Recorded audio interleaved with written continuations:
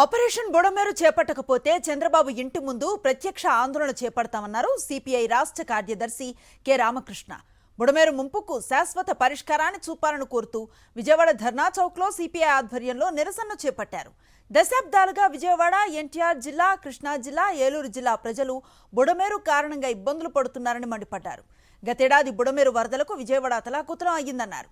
ఏడాదిలోగా శాశ్వత పరిష్కారాన్ని చేస్తామన్న ప్రభుత్వం అతిగతి లేదని విమర్శించారు రామకృష్ణ.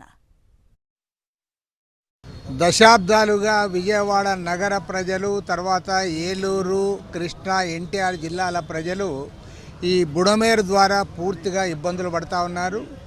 గత సంవత్సరం ఎన్నికలైన అనంతరం ఆనాడు చంద్రబాబు నాయుడు గారు ముఖ్యమంత్రి అయిన వెంటనే అప్పుడు కూడా బుడమేరు వరదలు వస్తే అతలాకుతలమైంది ఈ ప్రాంతం అంతా కూడా. వేలాది కుటుంబాలన్నీ కూడా ఇవాళ ఆ రోజు అనేక ఇబ్బందులు పడ్డారు.